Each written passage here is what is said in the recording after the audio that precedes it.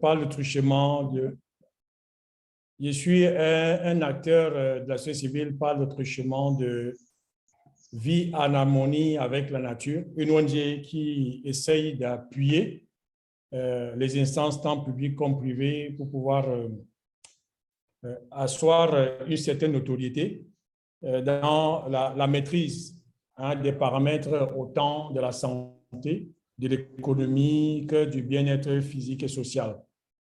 Alors, pour les habitués, ça c'est la énième session, c'est le 4e ou le 5e module depuis le début de cette année, de ce qu'on a appelé Masterclass, pour vraiment donner de la classe à la société civile.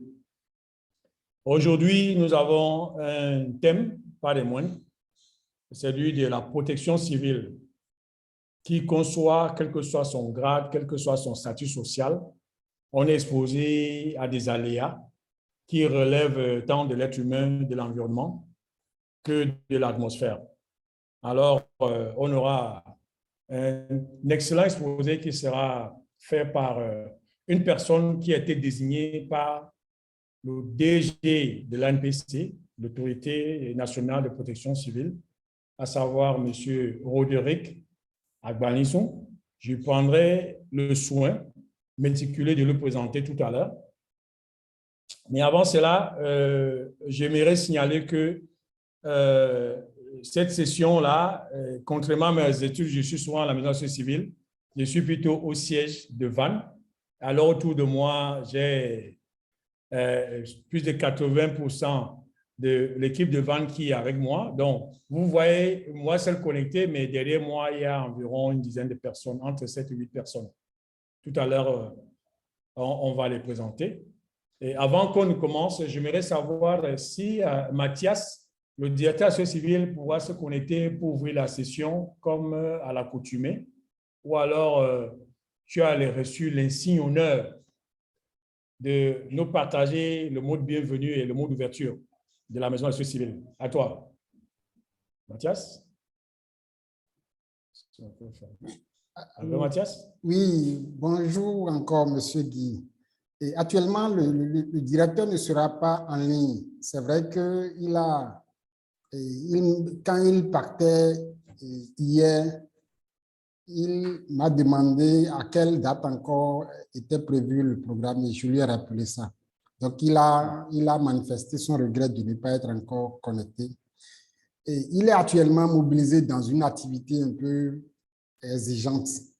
Mais je vous apporte tout son sentiment de bonheur, de gratitude à tous les participants. Et je vois des participants qui n'ont encore jamais raté une séance de ces masterclass. Et je vous porte le bonjour, les mots de gratitude de la Maison de la société civile, du directeur et toute l'équipe ici. Merci, Monsieur Guy, c'est tout ce que je peux dire. D'accord. Donc, vous venez de donner l'autorisation au nom du directeur de démarrer la session.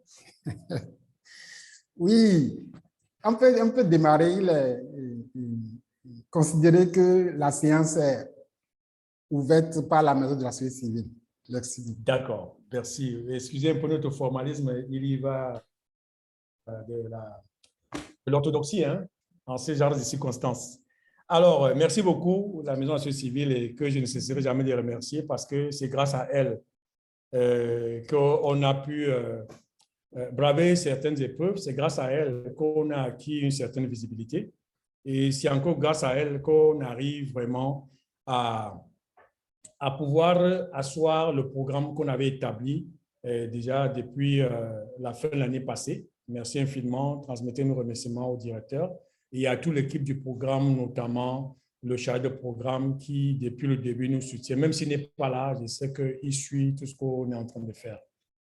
Donc, merci particulier à ceux, comme tu l'as dit, les fidèles, les inconditionnels participants, parce qu'effectivement, chaque fois qu'on lance une session, dès qu'on ouvre le module, il y a des noms qui ne sont jamais absents, des gens qui ne se font pas plier. Merci infiniment, M. Assouma, Soleil Levant, M. Simon, M. Sourou. Et ceux qui sont autour de moi, des collègues qui souvent, quel que soit l'endroit où ils sont, ils arrivent toujours à se connecter. Donc, en dehors de ceux qui sont visiblement connectés, donc, il y a moi-même votre homme serviteur Guillaume Ambélé. Donc, autour de moi, il y a M. Ayale Achille de Granade. Il y a Fano Octaria de Van, Tijani Mazidat de Van, Dossa, Priscilla de Van, Yago Jude de Van, Edo Kento, Ortiz, Van, Kusiwode de Gracias, Van et Landjou Gérard de Van. Merci infiniment pour votre présence et merci surtout à ceux qui vont nous rejoindre d'ici là, qui peut-être sont en train de faire tout ce qu'ils peuvent pour pouvoir se connecter parce que ce n'est pas la chose la plus aisée pour se connecter aujourd'hui. Merci particulier aussi à l'ANPC parce que ces négociations ont commencé déjà depuis janvier et à travers une collègue qui est au niveau de l'ANPC, on faisait l'analyse du cas d'harmoniser. Quand j'ai soumis le sujet, elle a dit non, il n'y a pas de problème, c'est le DG et je crois qu'aussitôt qu'on a écrit au DG, il a répondu, il a désigné déjà le point focal, ça n'a même pas tardé plus de 2 semaines. On a eu la désignation de M. Roderick Agbalisson. Donc, merci beaucoup, Roderick. Je connais un peu votre cahier de charges qui est hyper lourd et surtout en ces circonstances où il faut vraiment rendre compte au quotidien, minute par minute à l'autorité. Vous avez tout fait pour être là aujourd'hui. Merci infiniment pour votre sacrifice. Je m'en vais de ce pas vous présenter à ceux qui ne vous connaissent pas. Donc, monsieur Roderick Agbalisson est planificateur formé à l'ENIAM. Comme j'ai souvent du plaisir à dire, un pur produit de l'UAC comme moi-même. Alors, je l'ai présenté comme planificateur, mais figurez-vous qu'il a commencé sa carrière il y a en 2011. Et depuis 2011, il a fait des structures de renom de la place, donc des structures clés de l'économie béninoise. Donc, que ce soit en termes de stage ou en termes d'activité professionnelle, il a été tour à tour au niveau de la Caisse autonome d'amortissement entre 2011 et 2012. Il est passé par la DCM au niveau du port autonome de Cotonou. Il a travaillé au ministère du Commerce, des petites et moyennes entreprises, à la DPP. Et vous savez, quand on dit DPP, c'est le noyau dur du département ministériel en tant que planificateur, en tant que membre de l'équipe de planification. Il a travaillé au département monétique et des produits spéciaux à l'ex-BBE, je crois qu'on appelle BIC maintenant, si je ne me trompe pas. Il me semble que BIC a fusionné avec une autre banque. Il a également été actif professionnellement à la direction générale de l'État civil. Et depuis 2015 jusqu'à aujourd'hui, il est professionnellement actif à l'ANPC au niveau comment on appelle ça, l'ANPC, ministère de l'enseignement, non, ministère de l'Intérieur et de la Sécurité publique. Voilà, le mot me revient. Voilà, donc vous voyez qu'en tant que planificateur, il a touché un peu aux questions de commerce extérieur, un peu aux questions de monétique, un peu aux questions même de projection, de prospective. Et aujourd'hui, je crois que ça doit être une pièce maîtresse pour le DG, pour la direction générale de l'ANPC en termes d'analyse du contexte et surtout d'élaboration des scénarios. Et comme formation, en dehors de l'ENIAM, il a eu des formations dans plusieurs structures. Il a suivi des formations sur les normes humanitaires fondamentales, ce qu'on appelle en anglais CHS, Core Humanitarian Standards. Il a eu une formation en montage de projet et en montage de budget, en planification stratégique et aussi dans la réduction des risques. Donc, il est très bien outillé pour mettre en place ou bien gérer, coordonner un système d'alerte précoce et surtout pour pouvoir manœuvrer dans le cadre des simulations des catastrophes et puis des dommages. Donc, comme expertise, j'ai pu résumer en 4 points son expertise. C'est en termes de programmes et projets, il peut les monter puis les diriger. La gestion de projets également et montage de budget, montage de budget et gestion du budget. La collecte de l'analyse des données, surtout qu'il a une bonne connaissance du logiciel Stata et d'autres aussi en gestion des données et en production des tableaux. Il a également une expertise dans la gestion et la réduction des risques. Voilà en quelques mots présenter notre orateur du jour. Je sais qu'il y a d'autres éléments que j'aurais pu présenter, mais vu qu'on n'a plus pas le temps, on ne va pas nous étendre davantage. On va laisser le soin aux plus curieux, peut-être se rapprocher de notre facilitateur pour avoir de plus amples informations sur lui. Mais aujourd'hui, le centre vraiment de notre thématique, c'est celui qui s'attend à être exposé. Donc, je vais laisser le soin à notre invité d'honneur de dérouler ce qu'il a prévu pour nous, vu que le décor est déjà planté. Alors, Roderick, mon cher ami, vous avez la parole. À vous.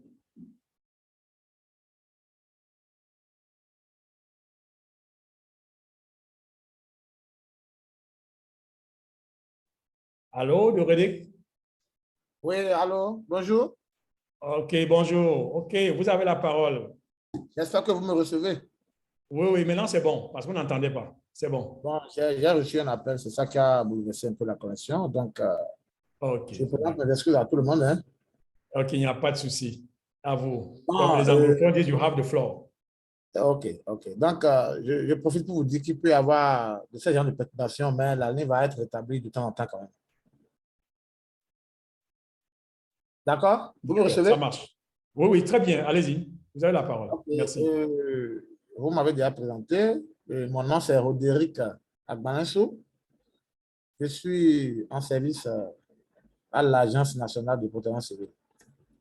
Donc, je suis chargé de vous présenter, de vous faire une petite communication sur la gestion des catastrophes au Bénin et l'implication des OSC dans le système d'alerte précoce. Je suis peut-être assisté par un collègue qui peut toutefois prendre la parole en cours de chemin, quoi. C'est juste pour vous notifier ça au passage. C'est bon, ça peut aller, non? Non, ça peut aller. La co-animation, on est déjà habitué. Il n'y a pas de souci. Allez-y. D'accord, merci. Est-ce que je peux connaître un peu la présentation des autres participants ou bien c'est déjà fait? Oui, en fait, je l'avais fait, peut-être que vous n'avez pas suivi. J'avais fait le tour de table parce que c'est moi seul qui apparaît, mais derrière moi, il y a 8 personnes que j'avais lues. En dehors de ça, tout ce que vous voyez connecté là, c'est les membres de la société civile. Soleil Levant, en fait, il y en a qui sont connectés à Parakou. Je crois qu'il y a quelqu'un qui est connecté à Nati. Les gens ne sont pas connectés seulement à Cotonou, parce que la société civile, c'est tout le pays. Oh, oui. Ah, les gens sont Nati aussi? Oui, oui, oui. OK, bon, je crois que ce qu'on va faire, prenons 5 minutes. Donc, présentez-vous rapidement, chers amis. Vous savez, voilà. Son temps est vraiment très précieux pour nous. Allez-y, monsieur Assouma. Allez-y. Oui, allô, bonjour tout le monde. Bonjour à tous. Oui, coupez la vidéo, le son sera meilleur. Coupez la vidéo, s'il vous plaît.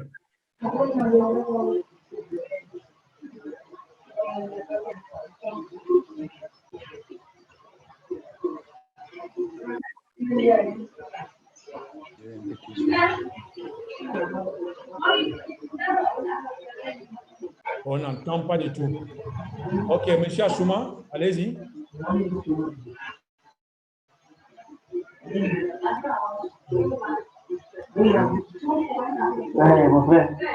Bonjour à tous. Oui, oui. Bonjour à tous, vous me recevez? Oui, on vous entend très bien. Apparemment, il y a des gens qui ont laissé leur micro ouvert. Ça fait trop de bruit ici. OK. Voilà, moi, c'est Rabiou Assouma, on m'appelle. Je suis collègue à Roderick Agbanensou. Je suis également planificateur, ingénieur en service à l'Agence nationale de protection civile.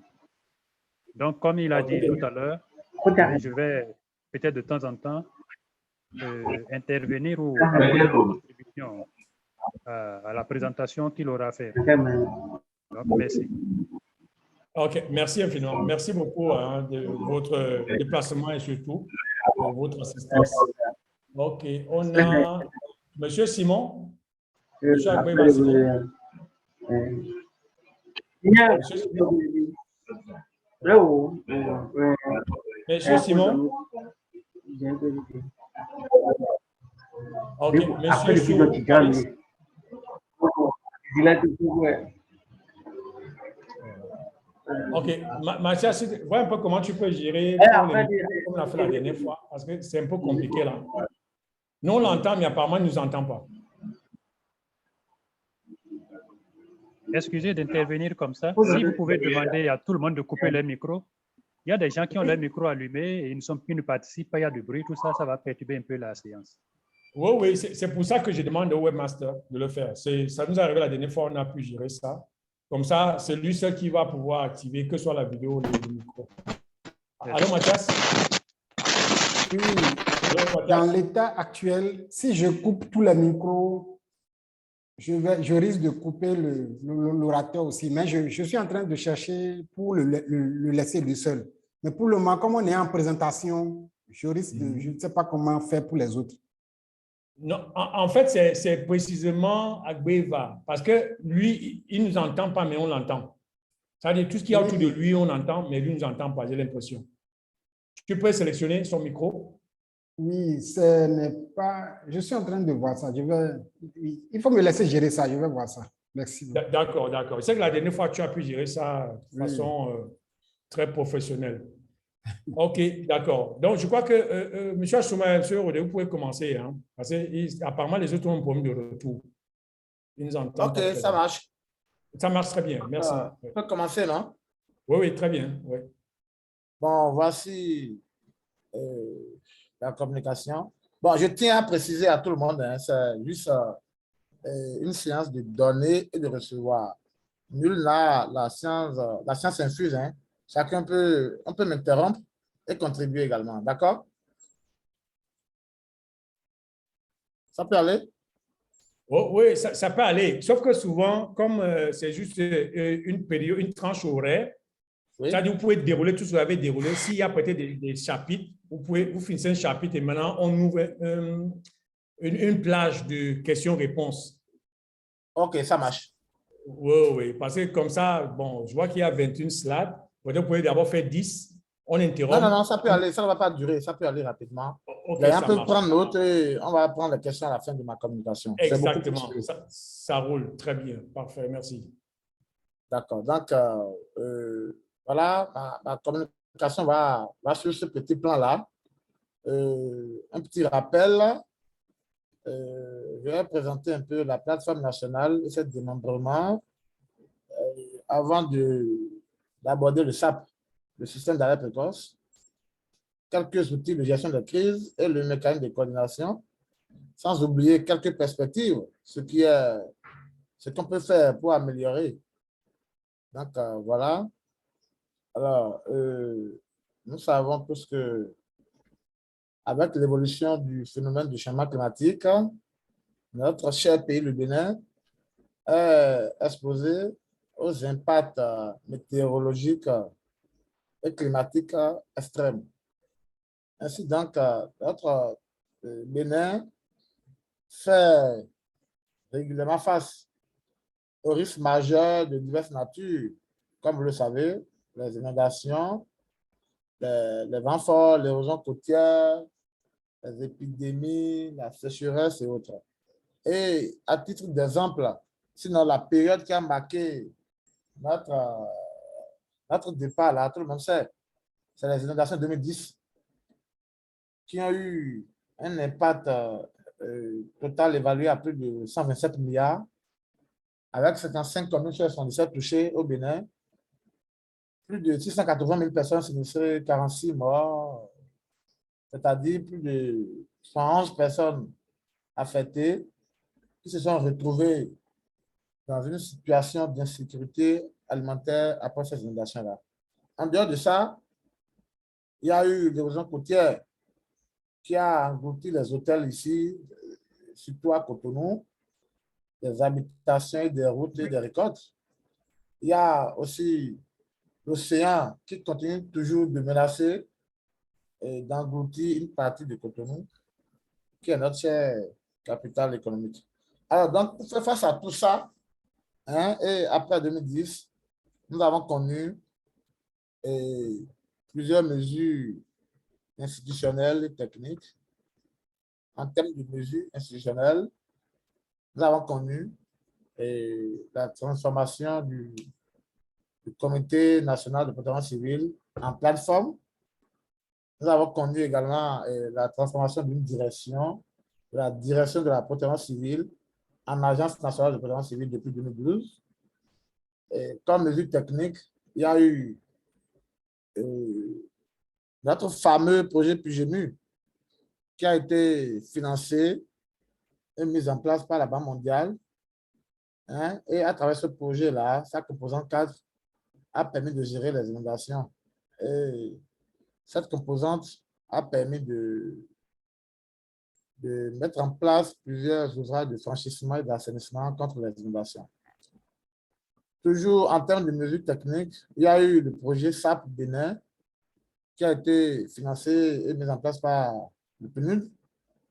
Et ce projet est totalement dédié à l'information climatique et couvre 5 aléas. Et toujours dans la mesure technique, c'est au lendemain de ces inondations que nous sommes réveillés. C'est juste un petit rappel, hein, que nous sommes réveillés. On a commencé par élaborer les différents documents de planification, les différents outils là qu'on va aborder tout à l'heure dans ma présentation. Alors bon, il y a le cadre législatif qui s'accompagne, les différents tests. Il y a la plateforme là qui a été mise en place par un décret que nous avons abordé tout à l'heure. Il y a le décret de la NPC qui a été également mis à jour en 2021. Il y a plusieurs lois qui cadrent la gestion des catastrophes au Bénin. Notamment, nous avons la loi 99 portant organisation des communes en vue du Bénin. Alors, je vais rapidement vous parler de la plateforme. Comme je l'ai dit, la plateforme, bon, enfin, la plateforme, c'est comme, c'est un creuset. La plateforme est un creuset au sein duquel il y a plusieurs acteurs qui se réunissent pour définir des actions en vue d'atteindre un objectif donné. L'objectif est connu de tout le monde, c'est la réduction des risques de catastrophe. Donc, cette plateforme-là réunit plusieurs personnes et c'est une plateforme qui a été créée par un décret qui est là, décret 2011-834 du 30 décembre 2011, en République du Bénin. Dans son nom, on dit la plateforme nationale de réduction des risques de catastrophe et d'adaptation au changement climatique. Donc, elle a pour attribution fondamentale de promouvoir l'intégration de la prévention des risques et de la gestion des catastrophes dans les politiques, plans et programmes de développement durable et de la réduction de la pauvreté. De faciliter la mobilisation des ressources à la mise en œuvre des programmes et projets liés à la réduction des risques de catastrophe. Donc, voilà ainsi les attributions de cette plateforme-là au niveau national. Est-ce que vous me recevez? On vous reçoit très bien, c'est clair. Si vous pouvez juste mettre ça en diapo, si vous pouvez juste agrandir un peu plus. Vous ne voyez pas le diapo? On voit le diapo, vous mettez voilà, diaporama, voilà. Comme ça va faire plein d'écran. Excellent, ça marche. Okay. Ah, ça permet aux yeux de se reposer un peu.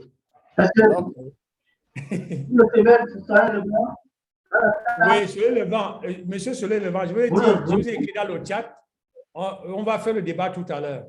Oui. On est en pleine présentation, donc tout à l'heure, oui, gardez vos questions, vous allez poser des questions. Merci. Ça va, ça peut aller? Oui, ça marche, c'est excellent. Bon, entre-temps, je voudrais qu'on s'accorde sur certaines choses. Hein. Je suppose que, bon, je vais employer quelques terminologies qui sont connues de tous. Peut-être, je prends un exemple, hein, risque, situation d'urgence, je suppose que tout le monde connaît ça. Parce que je peux être appelé à les utiliser certainement dans ma communication. Oui, il n'y a pas de souci. Vous avez affaire à un public assez averti, très, très outillé en matière de vocabulaire. On veut juste améliorer notre capital en vocabulaire sur le secteur de la protection civile. Ça peut aller. OK, ça marche, merci. Bon, voilà, donc voilà ainsi présenter les attributions de la plateforme. Donc, elle est composée comme suit. je parle de la plateforme nationale. Nous avons comme président de la plateforme nationale le ministre de l'Intérieur et de la Sécurité publique. Son premier vice-président est le ministre du cadre de vie. Le deuxième vice-président est le ministre de la Santé ou son représentant. Le troisième vice-président est le ministre en charge de la famille. Bon, actuellement, c'est le ministre de l'Affaires sociales. Hein. Alors, comme membres, nous avons tous les autres ministères, les représentants des institutions de l'État, les préfets des départements, les agences des Nations Unies, les partenaires de développement. Nous avons la NCB, l'Association nationale des Pays du Bénin. Il y a la Croix-Rouge, il y a les associations et les organisations non gouvernementales à vocation humanitaire. Il y a les organisations de la société civile, dont vous. Et en dehors de tout ça, il y a la MPC même qui assure le secrétariat permanent de cette plateforme-là. Parce que vous savez, on parle de la plateforme. C'est vrai, c'est une plateforme, mais il faut qu'il y ait quand même un secrétariat pour coordonner toutes les actions, les activités de cette plateforme-là. Donc, c'est la MPC qui assure le secrétariat permanent de cette plateforme-là. Un instant, hein, je suis en train de...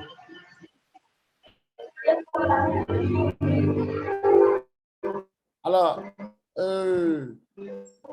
la plateforme telle que présentée a la même structuration au niveau départemental, au niveau communal et au niveau local, c'est-à-dire au niveau village. Et seulement à quelques différences près. Vous voyez, au niveau national, c'est le ministre de l'Intérieur qui est le président, mais au niveau départemental, c'est le préfet qui préside cette plateforme-là. Et les autres ministères, les autres institutions sont représentés au niveau départemental à travers le directeur départemental ou bien les structures qui représentent ces ministères-là ou bien ces structures et ces directions-là au niveau départemental. La même structuration se poursuit au niveau communal et au niveau village. Le niveau communal, c'est le maire qui préside la plateforme-là et nous avons les structures déconcentrées. Si nous ne prenons pas, par exemple, affaires sociales, on va parler des CPS. Si nous prenons la santé, le ministère coordonne.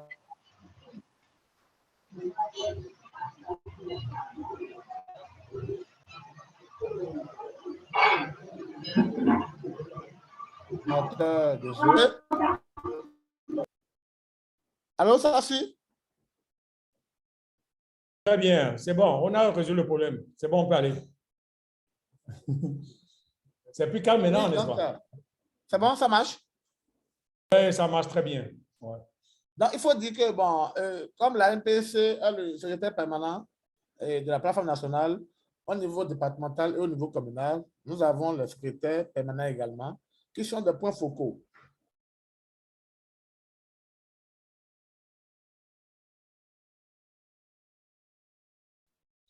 Le secrétaire permanent, là, nous appelons et des points focaux communaux au niveau communal. Donc, voilà un peu comment la plateforme se présente. C'est un outil que nous avons pour gérer les catastrophes. Il faut dire que la gestion des catastrophes aujourd'hui répond à deux principes fondamentaux. D'accord? Nous avons le principe de subsidiarité et le principe de suppléance. C'est le principe qu'on peut aborder plus tard si c'est nécessaire. Mais il faut savoir que la solidarité, c'est on laisse les acteurs communaux ou bien les acteurs départementaux eux-mêmes gérer la catastrophe à leur niveau. C'est lorsqu'ils sont dépassés qu'ils font appel au niveau national et le niveau national intervient, d'où le principe de suppléance. Parce qu'aujourd'hui, il y a beaucoup de tests, beaucoup de lois qui cadrent un peu la gestion des catastrophes. Et c'est-à-dire que c'est les acteurs, les élus locaux ou bien les acteurs communaux qui sont les premiers acteurs en matière de cette affaire-là. Donc, ils doivent tout faire pour gérer cette affaire. Hein. Il ne faut pas qu'ils attendent forcément le niveau national avant de faire quoi que ce soit.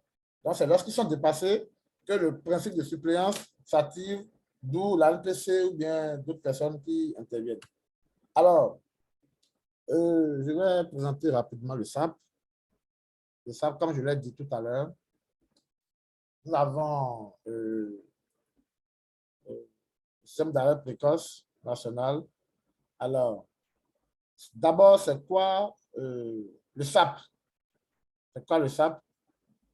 Le SAP, c'est l'ensemble des capacités nécessaires pour produire et diffuser en temps opportun et utile des bulletins d'alerte permettant à des individus, à des communautés et à des organisations menacées par un danger de se préparer et d'agir de façon appropriée en temps utile pour réduire un risque de dommage ou une perte.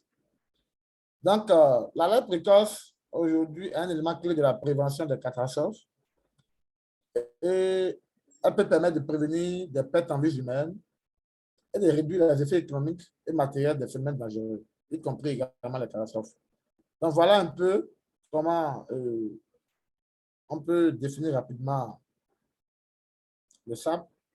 Et au Bénin, je l'ai dit tout à l'heure, le SAP national a été financé et mis en place par le PNUD.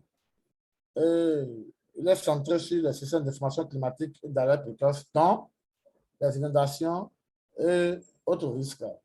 Le SAP béninois couvre 5 aléas climatiques. Nous avons la sécheresse, hein, l'élévation du niveau de la mer, les vents forts, l'érosion côtière et les inondations. Et dans la mise en œuvre du SAP, dans la mise en œuvre du SAP est née la cellule interinstitutionnelle de prévision et d'alerte. Cette cellule a vu le jour en 2014 avec l'événement du premier SAP. Et cette cellule est composée des experts hydrologues, des météorologues,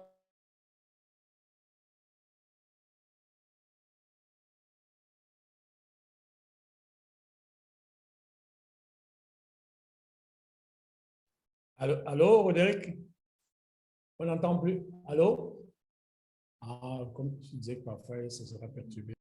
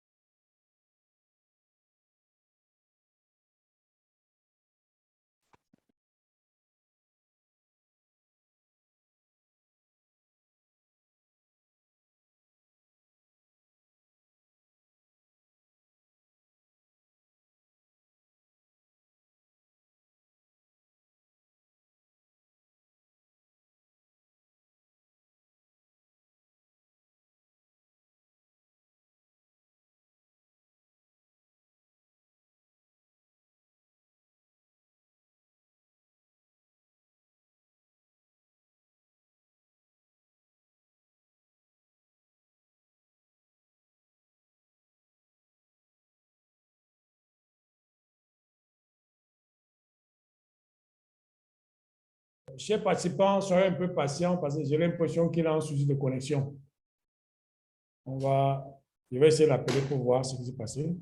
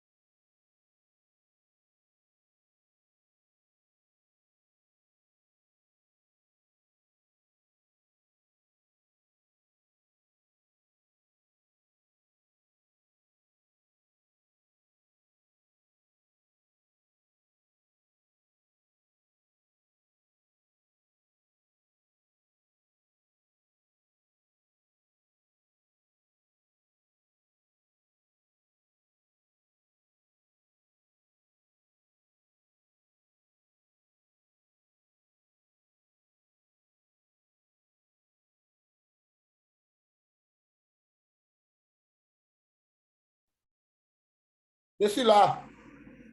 OK, Allô? d'accord. Les dieux de la technologie sont avec nous tout le temps. Oui, Il donc, n'y a pas de souci. excusez, hein. Oui, oui, OK, on peut continuer. Je suis Non, dans ça la arrive catégorie. souvent, hein. C'est Dans la comme catégorie de la c'est la personne. connexion est un peu instable, oui. Il n'y a pas de souci. Donc, relancez juste le partage et puis, je crois qu'on était au niveau des catastrophes, oui, oui. On avait listé 5. C'est au moment d'entamer, le reste que ça On s'est était coupé. là. Voilà, oui, ouais, c'est là. Oui, On était là. c'est On était bon. Oui, en train de citer les aléas que couvre le SAP. exactement, oui, oui, ça marche. C'est là ou bien? Allez-y. Oui, oui, parfait. OK, donc je disais tantôt que dans la mise en œuvre du SAP est née une cellule de prévision d'alerte que nous appelons la cellule interinstitutionnelle de prévision et d'alerte. Et cette cellule a vu le jour en janvier 2014.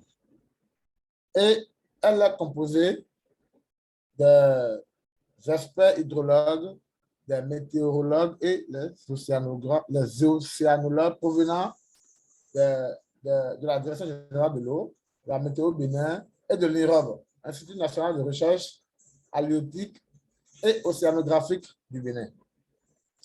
Dans ces différentes structures qui composent cette cellule-là, ont pour rôle de produire des informations climatiques, d'élaborer des bulletins d'alerte en vue d'informer en temps réel la population sur les crues et les inondations. Voilà les différents niveaux d'alerte. Lorsque le bulletin est élaboré, il est présenté d'une façon, mais nous connaissons les différents niveaux d'alerte. Lorsque vous voyez le vert, c'est que la situation est normale. Le jaune nous dit que la situation est à surveiller. Le niveau orange dit, bon voilà, c'est le risque de catastrophe est moyen. Lorsqu'on voit le rouge, on sait que bon, nous sommes déjà dans un risque élevé de catastrophe et ça commence. Donc voilà un peu les différents niveaux. Et toujours dans la mise en œuvre du SAP, il y a un protocole normalisé de communication qui a été mis en place. C'est un arrêté interinstitutionnel. Et ça dit comment la lettre reçue du SAP peut être rapidement envoyée pour que la population à la base soit informée en un temps réel, en un temps record. Vous voyez comment le schéma se présente. Lorsque ces différentes structures-là produisent l'information, l'ALPC reçoit. Puisque dans le protocole, c'est l'ALPC qui diffuse. L'ALPC diffuse et l'ALPC sensibilise en fonction des différents niveaux reçus, des différents niveaux d'alerte reçus, quoi. Donc voilà, l'APC reçoit, l'APC envoie au préfet, ça va au niveau du maire, le chef d'arrondissement, au niveau village. L'APC peut également contacter directement ses points focaux et ça va directement au niveau village. Voilà comment le SAP national se présente. Et il faut dire que nous avons plusieurs SAP. Il n'y a pas que le SAP national. Aujourd'hui, il y a le système d'alerte précoce basé sur les communautés, que nous appelons le SAP-C, qui est déjà en train d'être développé. C'est-à-dire quoi? Vous voyez ça, le SAP national, l'information vient du RAW. L'information vient du niveau national pour descendre vers la population.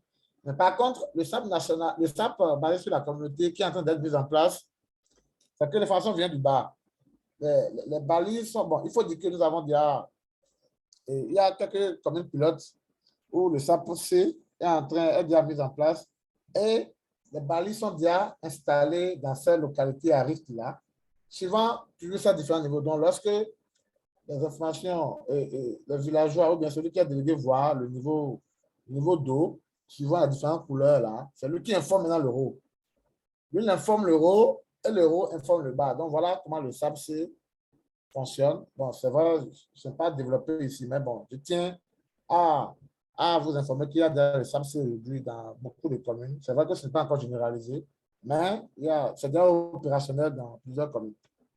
Voilà un bulletin, un exemple de bulletin d'alerte mais agité, par exemple. Ça, vous voyez comment ça se présente. On dit, la direction générale de l'ALPC communique.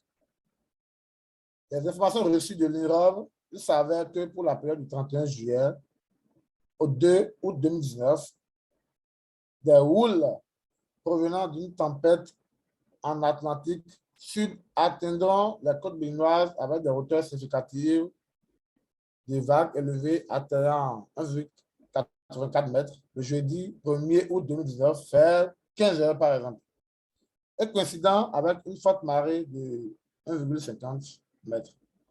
Cette situation de niveau 2 sur une échelle 3, niveau d'alerte orange, pourrait perdurer. Le risque de submersion ou d'impact des vagues sur le littoral est envisagé. Il s'agit donc d'une situation de mer dangereuse et les préfets, les maires et toute autre autorité compétente sont priés de déclencher toutes mesures préventives utiles. Donc, voilà un peu comment ça se passe. Voilà encore un autre exemple de bulletin. Ça, c'est le bulletin de niveau d'eau. Vous voyez, on dit le samedi 1er septembre, par exemple, 2018, les niveaux d'eau relevés ce jour sur le fleuve Ouémé. 883 à Zanrando, 676 à Bonou et 427 à Adjo. Sur le fleuve du Niger, il y a 943 cm à Malanville. Ainsi, le seuil d'alerte est orange et jaune respectivement au voisin de Zanrando et Bonou. Sur le bassin béninois du fleuve Niger, Malanville, le niveau d'alerte reste toujours rouge. Vous voyez comment le bulletin se présente.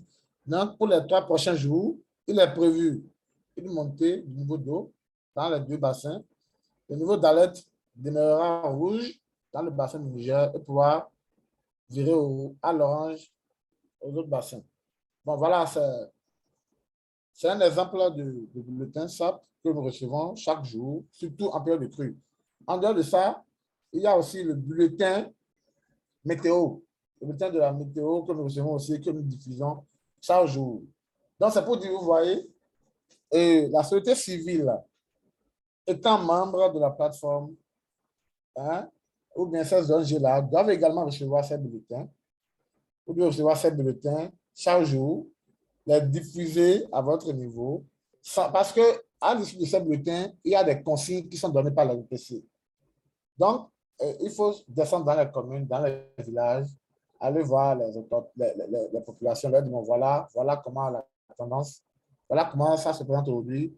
Prenez garde, respectez telle consigne, faites ci, faites ça. En dehors de ça, au début de chaque saison, il y a ce que nous appelons la prévision saisonnière. La prévision saisonnière et des caractéristiques agro-hydroclimatiques. Il y a tous ces aspects-là qui se retrouvent toujours dans la sous-région pour dégager les grandes tendances de la saison. Il y a la saison du sud, il y a la saison du nord. Donc, au début de chaque saison-là, ces prévisions sortent et donnent les grandes tendances, comment la saison va se comporter. Est-ce que les pluies seront sédentaires? Est-ce que les pluies seront déficitaires? Est-ce que les pluies seront précoces ou bien les pluies seront tardives? Tout ça là, hein, sont connus au début de chaque saison et les consignes sont données à l'endroit de tous les acteurs, par exemple, notamment les producteurs, les éleveurs, les populations et autres. Donc, en tant que membre de la société civile, vous devez chercher à être informé de ces informations-là et jouer le rôle. Puisqu'aujourd'hui, il faut dire que nous sommes dans la démarche de la coproduction de la protection civile, c'est-à-dire que les citoyens même est au cœur de ce qui se passe. Donc, il faut que leur attention soit toujours attirée sur ces phénomènes-là. Voilà un peu comment le SAP se présente. Alors, pour répondre à tout ça, il y a plusieurs documents, comme je l'ai dit au début, plusieurs documents qui sont élaborés. Les documents de planification, c'est les outils, en fait, qui sont élaborés niveau par niveau. Au niveau national, nous avons le plan de contingent national. Nous avons le PCN qui retrace tous les aléas au niveau national. Hein, et ça dit, bon, en cas de quoi, comment il faut faire, le rôle et les responsabilités des différents acteurs sont définis dedans clairement. Hein. Et ça dit ce qu'il faut faire pendant, ça dit plutôt ce qu'il faut faire avant la survenance d'une crise, pendant et après. Ça, c'est au niveau national et c'est à la disposition du ministre de l'Intérieur en tant que président de la plateforme nationale. Au niveau départemental, nous avons le plan ORSEC, qui est un outil aux mains des préfets. Hein, et au niveau communal, nous avons le plan de contingent communal. En dehors de tout ça, le niveau, lorsque le niveau national est dépassé, il y a le plan de contingence inter-agence, qui est un outil du système des Nations Unies, hein, qui s'active lorsque vraiment le niveau national est dépassé. Le PCC, c'est au niveau communal. Lorsque la commune est dépassée, le plan ORSEC s'active, et là, c'est le préfet. lorsque le niveau départemental est dépassé, le PCN est activé par le ministre de l'Intérieur. Voilà un peu comment ça se passe. En dehors de tout ça, il y a un autre plan que nous appelons le plan Novi. C'est un plan de nombreuses victimes. C'est vrai, ce n'est pas encore connu de tous, mais c'est également un plan. En dehors de tout ça, là, il y a les plans d'urgence qui sont élaborés par des structures. D'autres structures, si vous prenez par exemple l'aéroport, par exemple, ils ont les plans d'urgence. Il y a d'autres structures qui ont aussi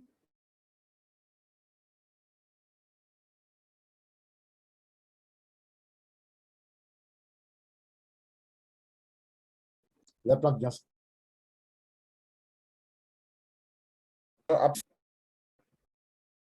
La plateforme départementale où le préfet préside. Le préfet, lui, celui-là, lorsqu'il a acté le plan, voilà comment ça se passe.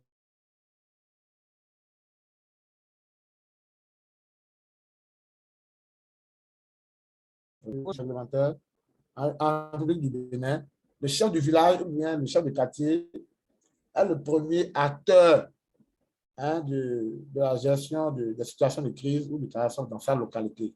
C'est lui qui répond de ça d'abord. C'est quand il est dépassé qu'il fait appel au maire, qui est son supérieur. Le maire gère et lui, il active le PCC comme je viens de le dire. Lorsque lui-même est dépassé, il fait appel au préfet, ainsi de suite. Le préfet appelle le niveau national, c'est dépassé, et ça va au niveau international à travers le plan des ministres. Donc voilà un peu comment le mécanisme de coordination se présente.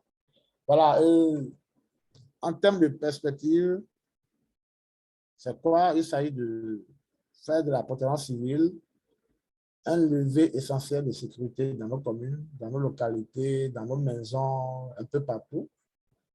Il s'agit d'opérationnaliser les plateformes départementales, communales et locales. Là, la société civile peut intervenir là également, parce que les plateformes départementales et communales ne sont pas, c'est vrai, beaucoup sont déjà installés, mais ne sont pas encore vraiment opérationnels parce qu'il y a des défauts de moyens financiers.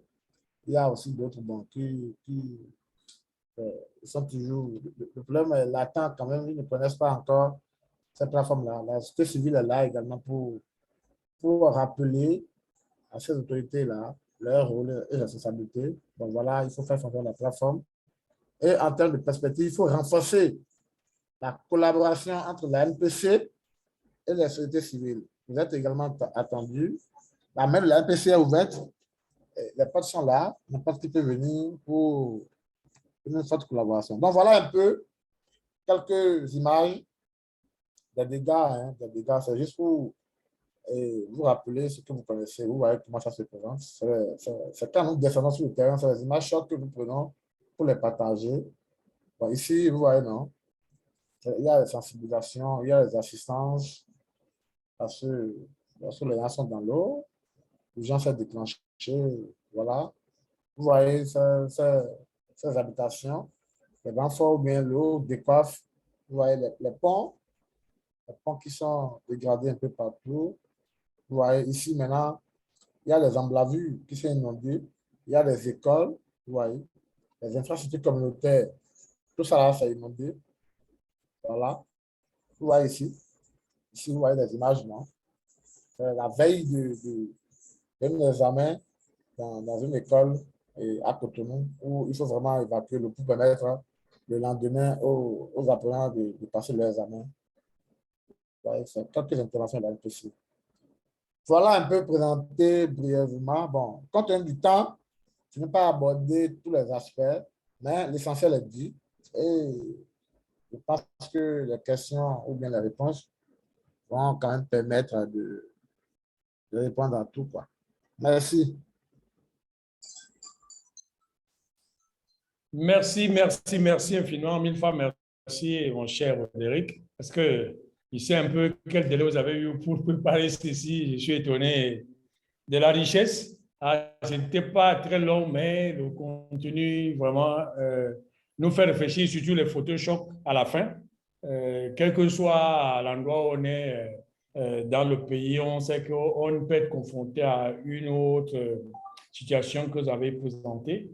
Donc, on va ouvrir le panel de discussion. je vais voir d'abord dans le chat s'il y a des discussions qui sont déposées là-bas. Je ne vois pas. Ça n'apparaît pas. Je ne vois pas. Hein. C'est ici, non? On voit ça. Ouais. OK. Bon, le débat ouvert. Est-ce qu'il y a des questions? Vous pouvez, ceux qui veulent intervenir, vous pouvez juste lever la main, on vous donne la parole. On n'est pas très nombreux. Donc, oui. Donc, il y a Deogracias, Gérard à mon niveau et puis Jude. Donc, ce qu'on va faire, vous rapprocher, parce que, oh là là, c'est un peu court. Hein. Allez, attendez. C'est ça que je dis. OK, allez-y. Parlez un peu plus fort. Oui. J'ai oublié qu'en fait, l'écran était connecté à ça. Vas-y. Voilà, c'est bon, c'est revenu. Ok. Bonjour, monsieur. Vous entendez? Allô, Roderick? Oh là là. En principe, c'est toujours ouvert. Hein? Parce que Je vous reçois. OK, parfait. Donc, vous avez comme intervenant Deogracias. Vas-y. Okay. Merci beaucoup, monsieur, pour votre disponibilité. Et moi, ma préoccupation, c'est quoi? Allô, je vous reçois très, très faiblement. Parle un peu plus fort. Okay. Parce que le micro... Parle un peu plus fort. Bon, et ma préoccupation, c'est quoi? Quand je prends l'exemple de la commune de Dango, par exemple, chaque année, chaque saison pluvieuse, il a une montée de l'eau. Il a souvent des montées de l'eau, ce qui empêche la population et il se déplace. J'aimerais savoir, c'est quoi la NPC prend comme disposition pour pallier à ce problème-là? C'est ma question. Chaque année, hein? Oui.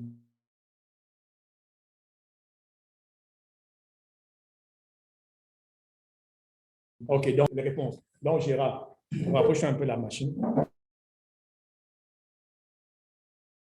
Monsieur Agbanissou, moi, je m'appelle Gérard Landiou et je suis juriste administrateur de projet. Et moi, j'ai eu l'opportunité en tant de travailler au ministère des Affaires étrangères. Et le ministère des Affaires étrangères avait été un acteur clé dans l'élaboration et la mise en œuvre de cette plateforme-là que vous nous aviez parlé tantôt, en 2014, je me rappelle. Donc, à travers le ministère des Organisations internationales et de la coopération et le ministère des Organisations internationales et de la coopération multinationale. Donc, qu'en est-il de ces différentes structures impliquées dans l'élaboration et la mise en œuvre de la gestion et de la prévention et de la gestion des risques de catastrophe actuellement avec la NPC? Et actuellement, je me rappelais, il y avait le ministère de la Défense qui était un acteur, le ministère du cadre de vie, et le ministère également des Finances, le ministère des Affaires étrangères et le ministère de l'Intérieur. Qu'en est-il avec ces différentes structures? Est-ce que vous aviez pu évaluer pendant, parce que ça fait déjà 8 ans maintenant que cet arrêté interministériel a été mis en œuvre. Est-ce que vous avez pu évaluer maintenant si ces différents ministères qui étaient impliqués au début, est-ce qu'ils vous apportent toujours, vous avez pu évaluer, est-ce qu'ils vous apportent toujours des appuis nécessaires par rapport à la gestion des risques de catastrophe? C'est ma question. Merci beaucoup. OK, merci. Ouais, Jude. Merci. Encore une fois, merci pour la présentation. J'ai quelques préoccupations qui vont à l'endroit du système qui est mis en place vraiment pour permettre l'accessibilité à l'information aux couches les plus affectées par les catastrophes. Est-ce que vraiment, et combien de temps ça prend? Parce que si vous diagnostiquez ou bien il y a quand même des systèmes de prévention, vous avez détecté un problème et que vous proposez des mesures, des actions, comment vraiment et dans quel délai ces informations-là parviennent vraiment aux cibles? Aussi, j'aimerais demander, est-ce qu'il y a un protocole d'intervention mis en place en cas de catastrophes de grande envergure. Au niveau national? Oui, au niveau national, surtout au niveau communautaire. Parce que le problème, c'est vous, d'après ce que vous avez dit, vous avez un grand rôle à jouer, mais les acteurs clés qui sont vraiment affectés par la situation, quel est vraiment le système qui est mis en place pour leur permettre d'avoir accès à l'information? Et aussi, est-ce que vos informations, quels sont les indicateurs que vous arrivez peut-être à mettre en place pour pouvoir évaluer les risques de catastrophes naturelles et à quel niveau de précision cela est pour vraiment permettre à des gens, une fois qu'ils ont l'information, de pouvoir réellement se préparer à ça. Parce que nous sommes conscients que tout ce qui est changement climatique à un niveau je ne sais pas si chez vous, il y a ce niveau de,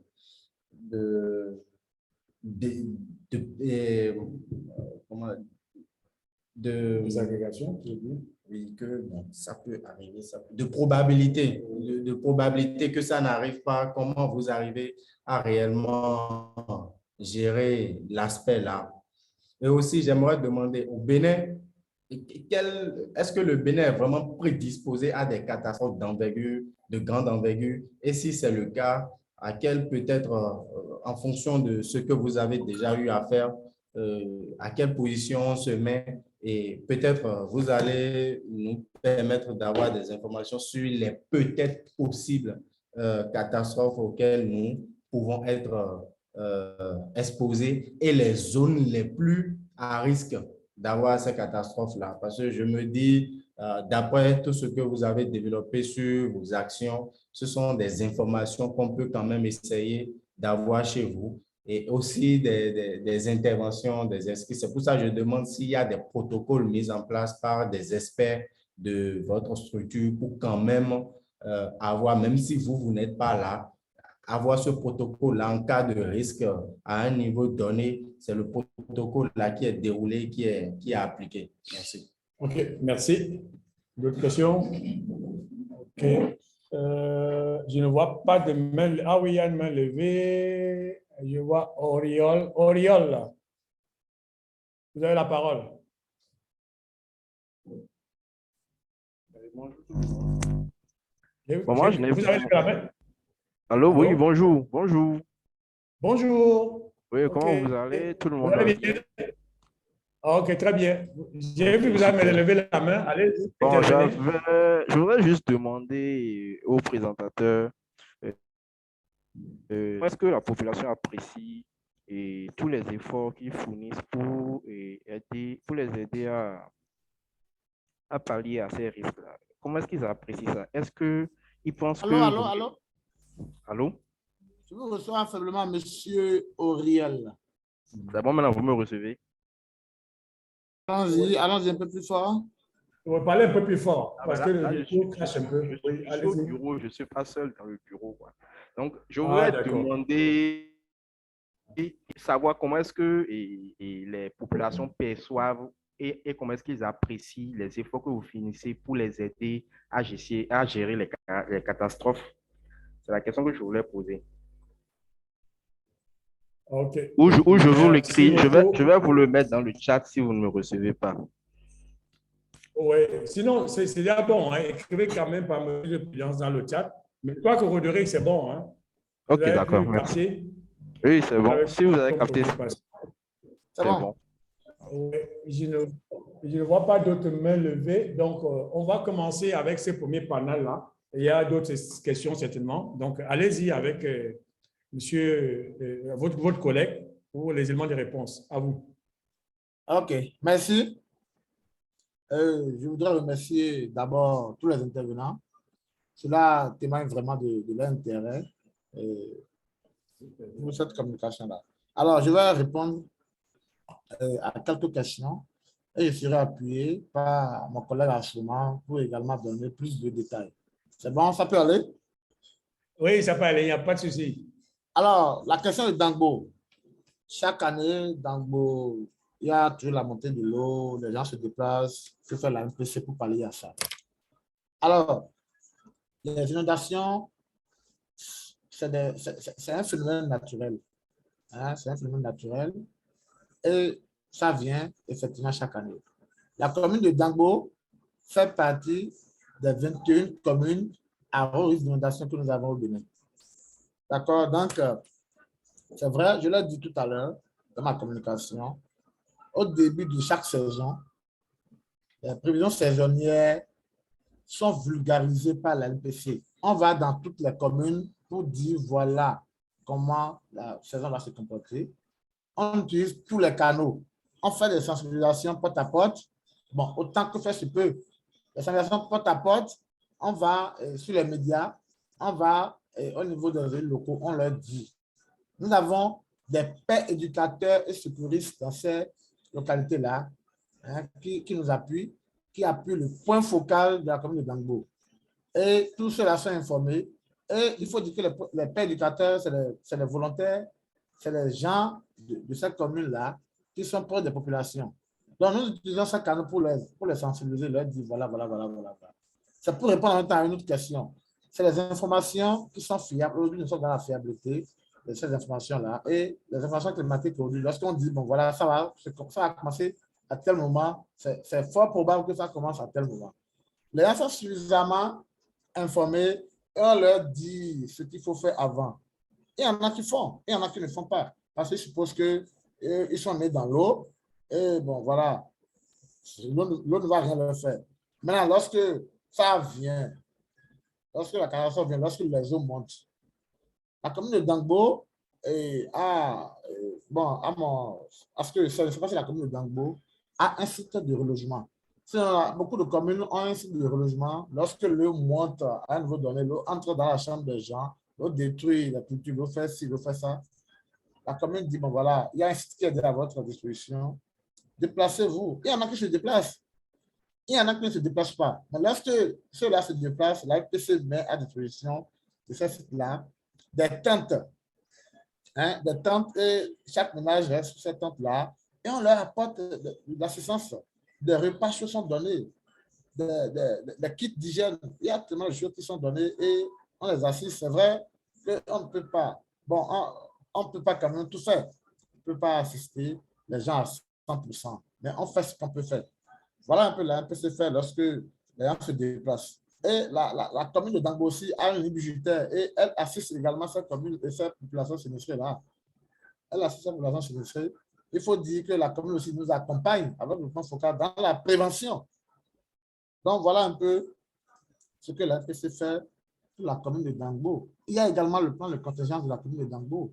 La FPC accompagne cette commune-là à actualiser hein, de façon annuelle ou bien bon, de façon régulière son plan de contingence. Et le plan de contingence, comme je l'ai dit, c'est un document de planification qui retrace les activités de la préparation et les activités de la réponse.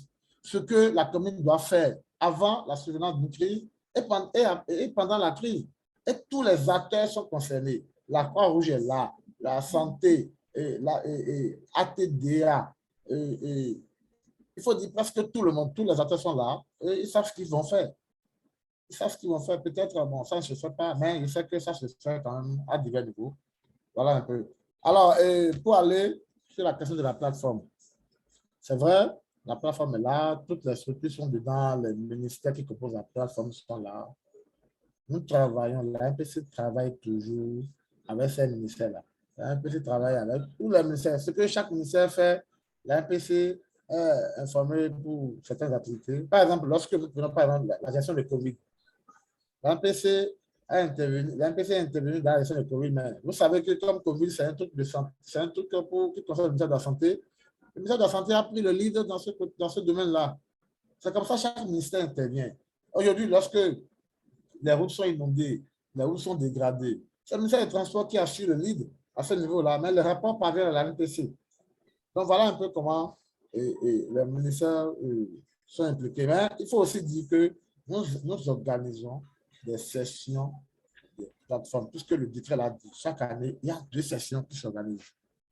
Les sessions sont organisées et tous les ministères sont invités et les ministères sont représentés par le ministre. Et et au cours de cette session-là, les directives se prennent, les orientations se donnent, et voilà. C'est pour dire qu'aucun ministère n'est laissé pour son compte. Mais bon, voilà, s'il y a d'autres urgences qui concernent ce ministère-là, qui concernent le ministère assure le livre et la MPC est impliquée. Mais pas comment la MPC est impliquée. Voilà un peu comment le ministère intervient. Alors, le délai de formation du SAP. Dans le protocole normalisé que j'ai présenté tout à l'heure, le temps réel pour que l'information parvienne aux populations, c'est 3 minutes. Les bulletins du jour que nous recevons de SAP. Parce qu'aujourd'hui, là, nous avons les WhatsApp et tous les acteurs sont sur ce forum-là et on balaye. On envoie l'information et on envoie encore de façon individuelle aux points focaux, aux maires et aux autres acteurs qui sont au niveau des communes. Et eux, maintenant, ils ont l'information. Voilà, ils sont déjà au niveau de la population. Eux, ils disent, surtout lorsque la lettre est rouge, l'information parvient séance tenante. Mais il faut que le délai, c'est en moyenne 3 minutes pour que la population, à la base, ait l'information. La MPC s'attelle à ça et on appelle, surtout en période de truc. Un protocole au niveau national pour la gestion des catastrophes. Bon, est-ce que c'est un protocole formel? Bon, est-ce que c'est un protocole vraiment? Mais ce que nous faisons, je l'ai dit. Je l'ai déjà dit. Et c'est ça que nous faisons chaque année. Lorsque on reçoit l'information, on va pour sensibiliser. Il y a la prévention, il y a la préparation. La préparation, c'est quoi? Au début de chaque saison, on fait d'abord les prépositionnements. Au niveau de toutes des communes, des départements, on fait les prépositionnements des livres, des non-livres. On actualise les plans de contingence communaux et le PCN également est actualisé. Et les actions, les activités qui sont contenues dans ces différents documents, hein, et comment on commence par les mettre en œuvre. Les communes, ceux qui ont les moyens, commencent à les appuis. Il y a des vulgarisations des prévisions saisonnières. On prépare les autorités politico-administratives à faire face aux éventuelles survenances de ces risques-là. On leur dit, on attire leur attention, on dit, voilà ce qu'il faut faire, voilà. Maintenant, on fait tout ça.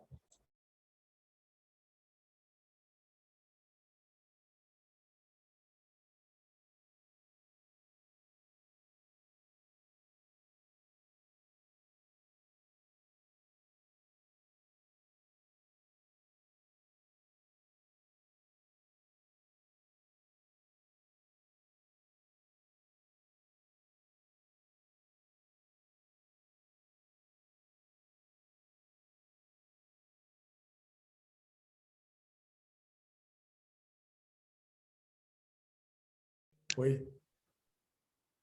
Exactement, Ok. je suis le collègue à Roderick. Oui, allez-y. Je pense qu'il a un souci.